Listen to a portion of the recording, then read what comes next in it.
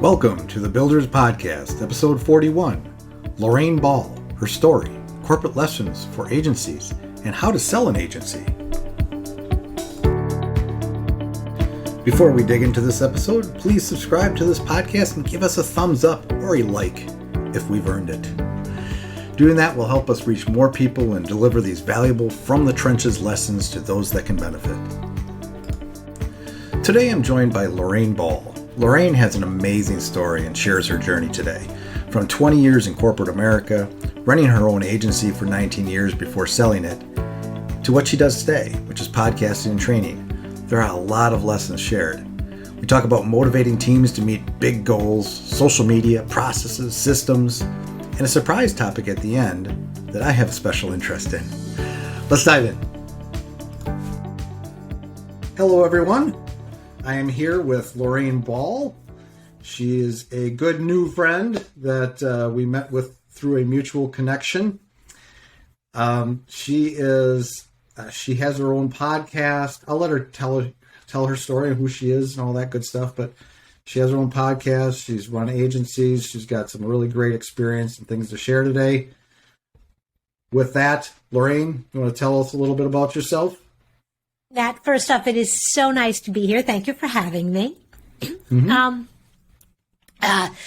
The short version of my life story is I have 20 years in corporate America before I figured out that I was going to keep running into that glass ceiling and I was going to keep running into how other people wanted me to do things. And so I went off and started my own agency, did that for 19 years, and now I'm into my third phase, I guess, and I'm doing podcasting and training and still having fun. And the nice thing is I get a chance to take the lessons from everything I've done before and apply it going forward.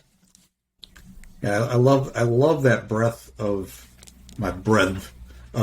experience from corporate world to doing your own business, now doing podcasting, having those phases. I'm sure you have lots of stories to tell. We won't tell them all today. So where are you from exactly? Where in the world do you live? These days I'm in Indianapolis. I am a New Yorker by birth. Moved around the country a little bit, but I always like to tell people that I started in Brooklyn, and there used to be a baseball team in Brooklyn, and that was the Brooklyn Dodgers. And when the Dodgers left New York, they knew that no one else could play at that stadium. And so they tore it down and built apartment buildings, and I grew up 27 stories above third base. Wow. I don't really like baseball, but I love the story. It's a great story. It's a great origin story. Yes. Awesome. And then you moved. Now, where do you live now? Well, now I'm in Indy, but I spent a number of years down in Texas before I came up here and really had a chance to learn that people really do have very different experiences. Because, when you grow up in New York, and even though it's a big city and there are a lot of people, you're very much in your neighborhood. And you know the people you know, and they have experiences and see the world a certain way. And I think that moving around the country has helped me as a marketer because I really have seen how different cities and communities are. And it really helps when I start working on a marketing message to do that too. Oh, interesting. Yeah. So it's easier for you to put yourself in other people's shoes because you've seen not just one small neighborhood of people and you're basing your whole context on that, but you have wider experience. That's awesome. Oh, hi, Kitty. Oh, yes, this is this is Benny. He's one of my two full-time office cats. He likes to put in an appearance, and it just doesn't do any good to fight with him. So here's Benny. Good to have him. And actually, the funny thing is when I had the agency, we always had animals. We had cats, we had dogs, we had cats and dogs at the same time. And I really believe that it made people a little happier. It created a little calmer environment. And after coming out of corporate, I was looking for that. Yeah, for sure. Yeah, I think pets are great to have if you especially work at home or whatever. I have to actually kick my dog out, though, when I'm doing these because inevitably she will grab the biggest bone she can find and start chomping on it right here. And I'm not going to move all the bones out. Yeah, you kind of learn to work around them. But yeah. I think that was, when we were talking offline earlier about, lessons, certainly one was just, creating an environment where people could be successful. But I think I learned a lot of things in my corporate days that I could apply once I started my own agency. So you got any good stories from your corporate days? Well, one of my favorites, and I think one of the ones that really helped me set the tone for my business was when I worked for Conseco. It was an insurance company. And when you're in the insurance business, literally the only thing you have to sell is sales literature. So if you're out of the literature, you're out of business. Well, my team was responsible for designing, managing, printing all of the literature. And when I took over, it was typical on any given day that we would be out of stock on 300 or 400 pieces of literature, which just blew me away. And the warehouse and inventory team said, look, you have to do something about this. You have to fix this. We have the product brochure for New York, but the state regulations in New Jersey are different, and we're out of that. And so we've got agents that are screaming at us. And I said, okay, I can do this. And they said, okay, you've got it. You got to make progress. And I said, we'll get it below 100. And they said, never going to happen. In all the years we've been doing this, we've never gotten below 100. And I said, well, you didn't have me. I have arrived. And so I went back to my team and I said, okay, this is what we're going to do. We're going to get it down below 100. And they were like, it's never been below 100. And I went, it's going to be below 100. And here's what I'm going to do. If we get it down below 100 on September 1st, then I will take the production team to any restaurant in the city. October 1st, I'll take you to a nice upscale kind of restaurant. November 1, we're going to McDonald's. And if we don't hit it by December 1, I'll pack you a sandwich as we drive over to the unemployment office because we're all going to be out of a job. And framing it that way really helped. And we started to make plans and we started to talk about how to improve the process. And when you walked into our department, there were 2 doors in, and on both doors, every day, I got a report that told us how many back orders. And I posted those numbers every single day. And so it was the first thing everybody saw when they came in the morning, and it was something we talked about. And we opened every production meeting with, what's the number today? And people started to come up with ideas. Well, what if we prioritize, instead of just working on whatever we're working on, if something is out of stock, it gets to the top of the pile. And how do we get it to the top of the pile? Well, what if we put it in a red folder instead of a white folder, or we use different color Post-it notes? And so all of a sudden you started seeing these red Post-it notes flying around the department as different people worked on the product. And everything we did had to be approved by one of the product managers. And in those days, our campus, there were 11 buildings. And so you'd put it in inter-office mail and it would go to the other building. And I was like, no more.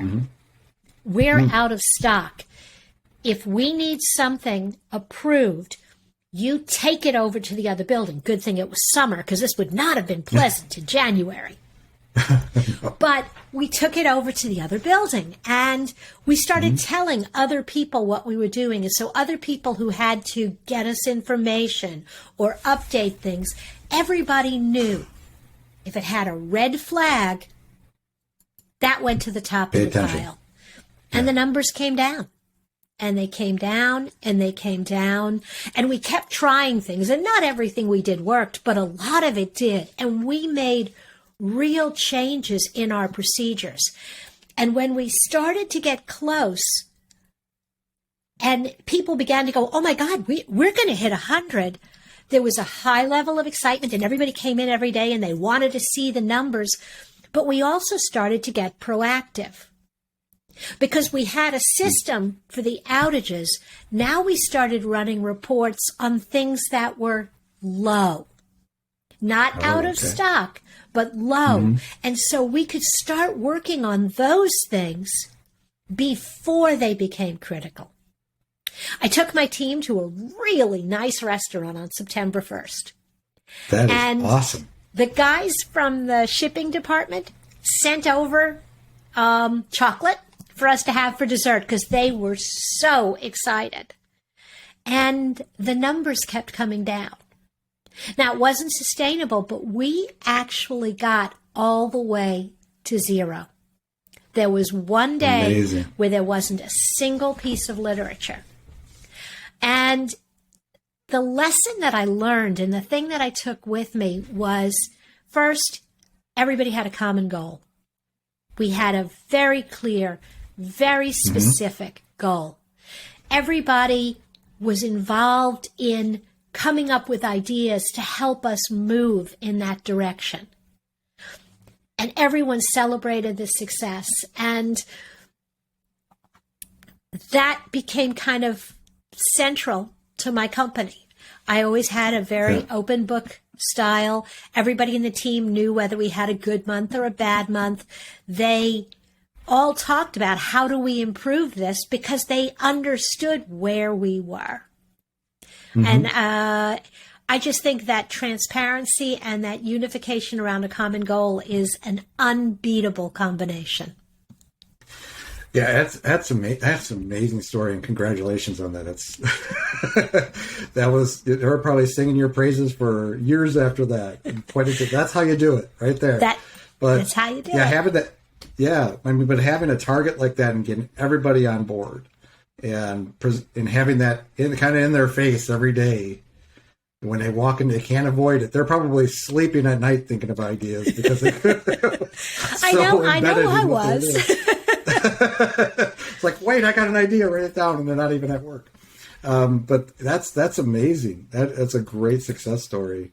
And so you took those lessons from that corporate environment and you applied it to your agency and what you do. And do you have any examples there at your agency where that came into play? And well,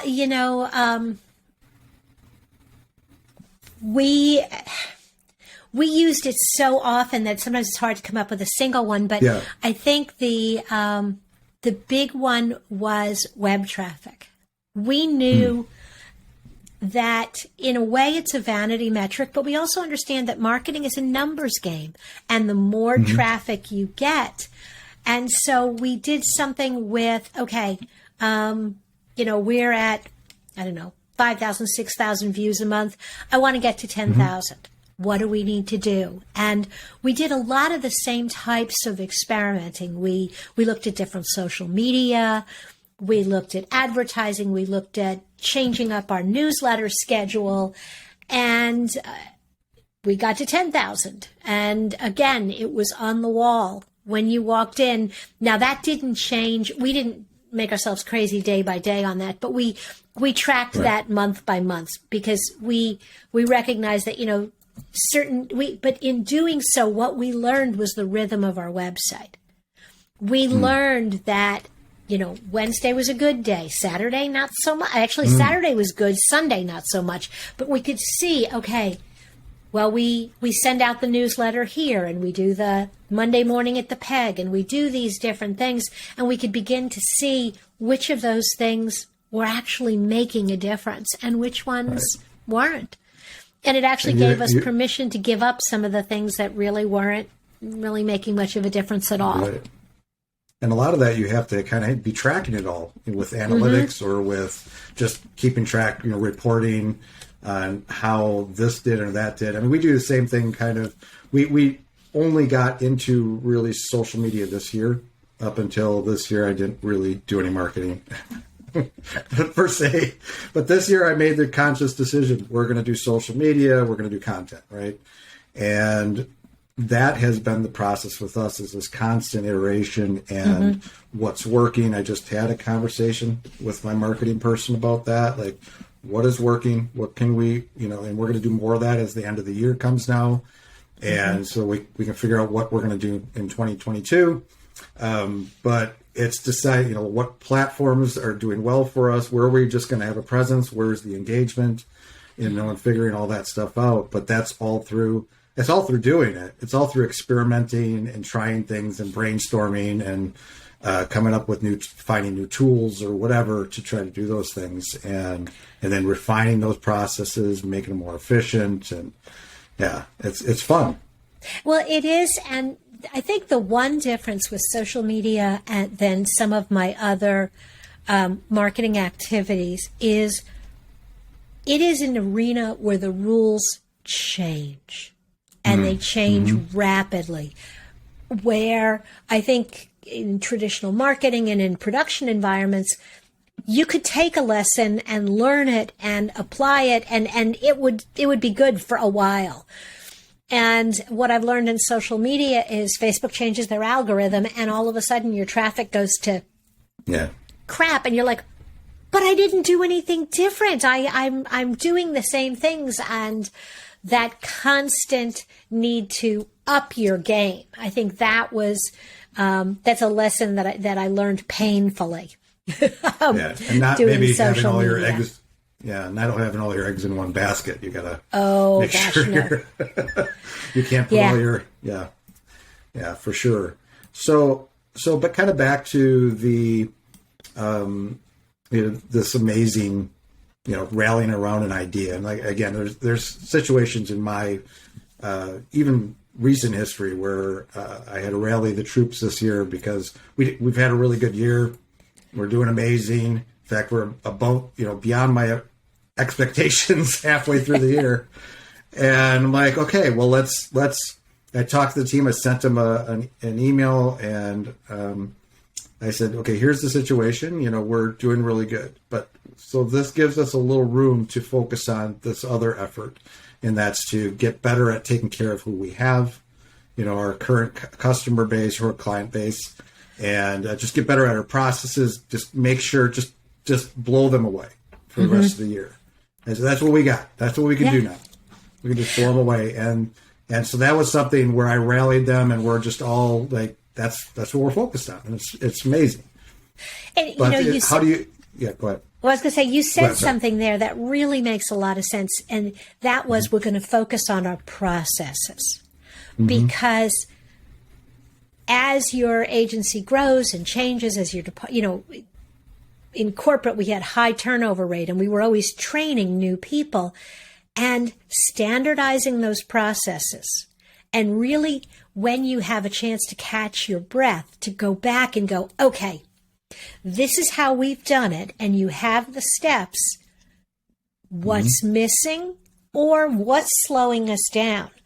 We had a really great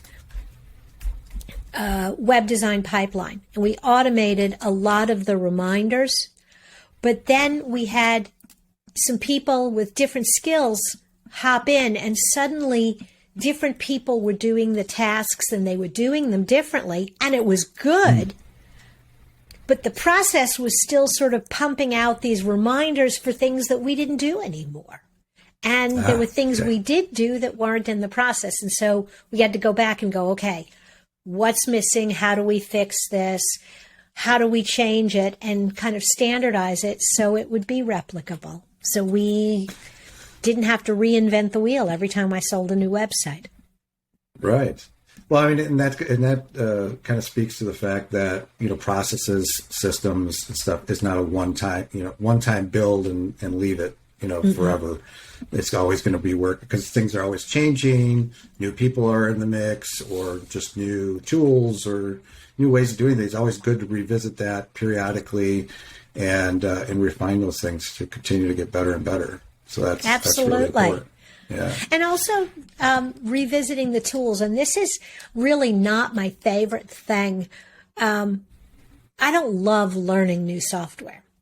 But there are times when there is a better product out there and you just have to set aside the time and say, okay, I'm going to learn the new product because it's going to do the function of 2 or 3 different products that I'm currently using.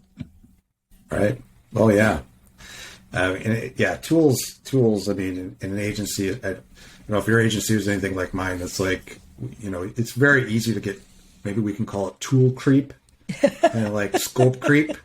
It's like suddenly you have way too many tools, and you try to have to consolidate them, but then there's always a new tool. Somebody says you should really be using this, and once in a while one will come along. It's like, yeah, this might improve things, or maybe this will replace this. So again, something you have to iterate on and think about. We're doing that kind of with our social media tool right now that we've been using. We've actually been using Hootsuite. And for me, Hootsuite's too expensive.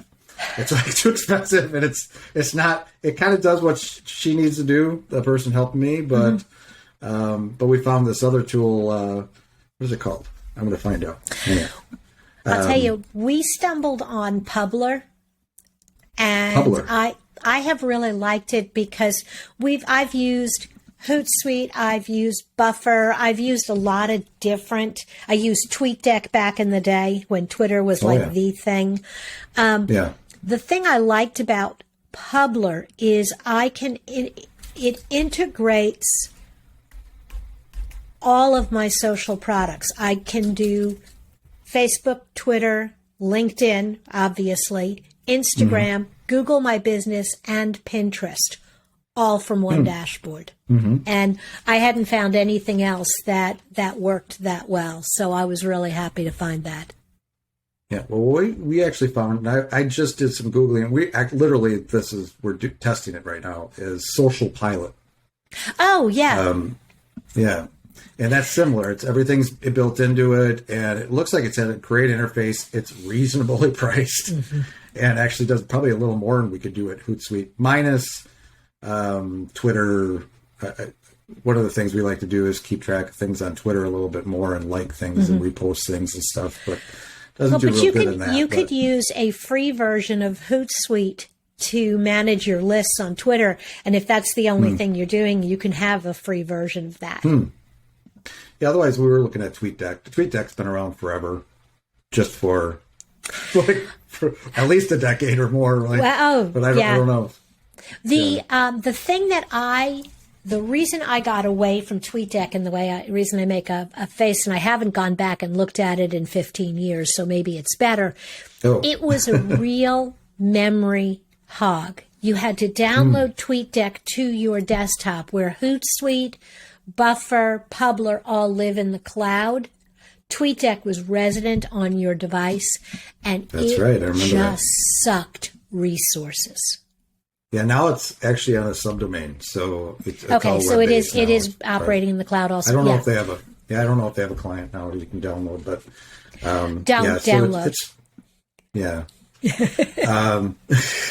Download. We don't want to download anything. No, well, and back in the day, you were operating from one device. It made sense, but these days, most of us are on the go, and you need to be able to access your social product from wherever you are. 100%, 100%. Yeah. Cool. So, anything else we want to chat about? I don't know. I think we've kind of bounced around an awful lot. I know. This is kind of like a stream of consciousness. We're just, that's how we do this podcast. We're just hanging out, talking. That's one of the reasons I actually started this, or kind of how it's my way of doing this developed, for those listening that care, is, I listen to podcasts where people are just hanging out and they're like friends and they're just talking about stuff and it's relaxed and it's not really, it's semi-structured, topics are there, but it's not something that's forced. There's no scripts. It's like, we just be ourselves, and just, because I used to have so many good conversations like this with friends, with business friends. I'm like, all I have to do is hit record. Yes. And I got a podcast, you know? So that's...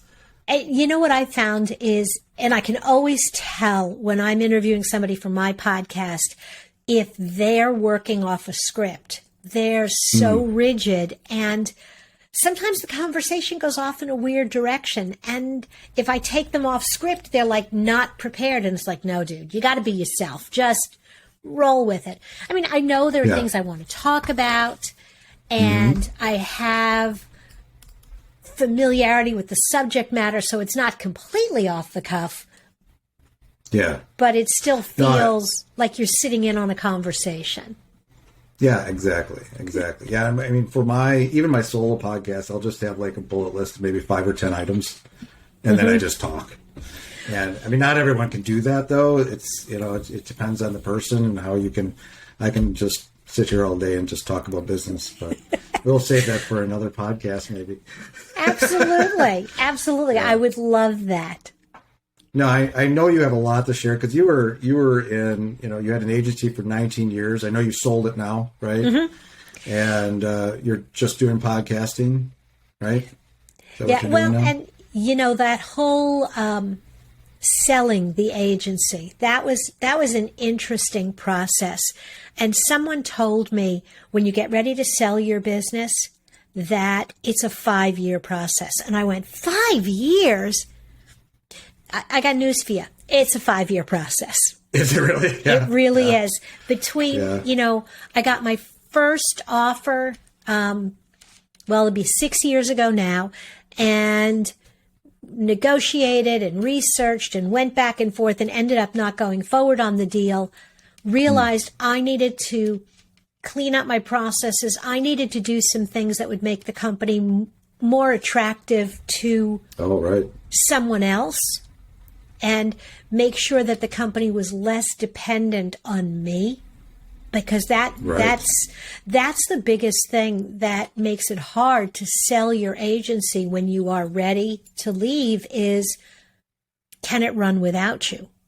Yeah. And if it can't, a lot of people are like, well, there's nothing there. And I really worked at getting it to a place where it could run without me. So then there was another buyer, and a year of negotiation until we finally got it to where it made good sense to say, yep, we're going to sell this. That's amazing. Yeah, I mean, well, obviously I have an agency, and that's kind of my end goal, but it's many years out, probably 10, 20 years from now. But to hear somebody else that's going through that, it's really interesting. Like, okay, I got one question for that. We're just going to keep this going. Because now I'm curious, because this is now, how do you find buyers? Where is this, people you knew, your network and stuff? Or no? And this was actually really interesting. When my agency hit a certain visibility level, people started reaching out to me. Oh, really? I started getting business brokers calling me. I started getting other agency owners. I probably had 4 agency owners and 2 business brokers reach out to me over that 6-year period. And after the first experience, I knew why it went south. And so when someone else came along and I started getting these warning signals, I'm like, yeah, no, we're not even going to finish this conversation. I think it's really important that you get an outside assessment of what your business is worth.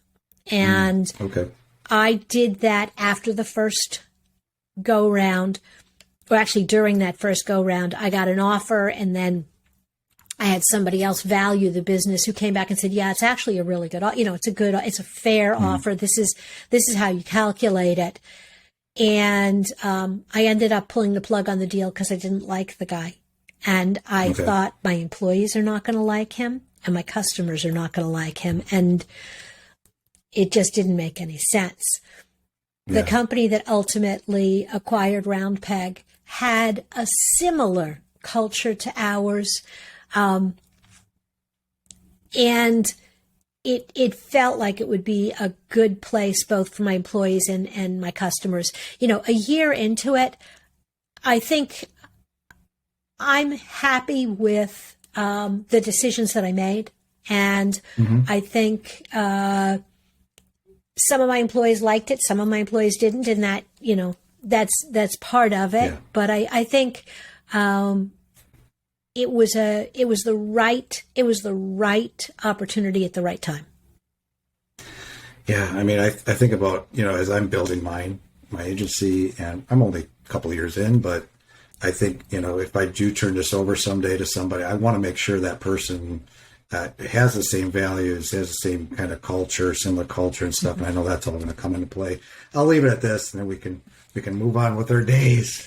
But the other thing that resonated with me here, and this is an amazing out of the blue topic, but is I think that when you said that you have to build a business that can run itself and for it to be valuable, and I had experience years ago. So one of my first businesses online, pretty successful ones, was I had basically built a business around a product, and it was called the Campaign Blast Method, Campaign Blast Guide, Campaign Blast Membership.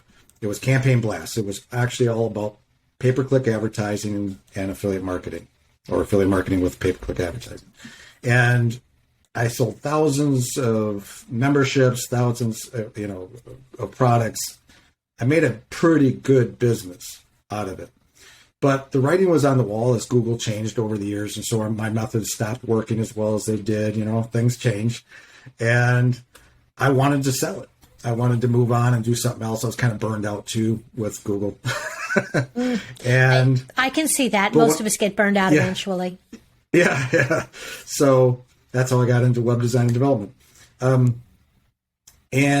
But when I came to selling it, it was really, really difficult and I floated it around to find anyone that wanted to take it over or do anything, because my brand, my personal brand, Matt Levenhagen, was so baked into it.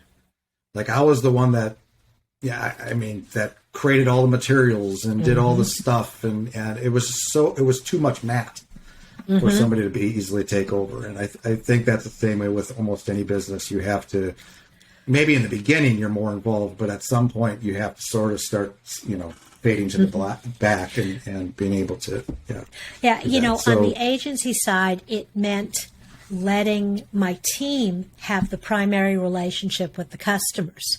And it meant teaching one of my guys to do add-on sales for web designs, where I always used to do those conversations, but it was Simon that was doing that. And Sam had the relationships with the customers so that if I wasn't there, the business kept running. The operations side we could cover with procedures, but it's the personal connections. Yeah. And business owners, we have a certain amount of vanity and ego, and it's my business and these are my customers. And I still say that, but they aren't. They are the customers of the business. And if you really want to have something that you're going to sell, the customers really need to belong to the business. That is awesome. Let's end on that. I love it. No, it's great having you on. I know that we could have many more conversations. There's so many things we could talk about. So if somebody wants to find you now or want to find you, listen to your podcast, or where do they go?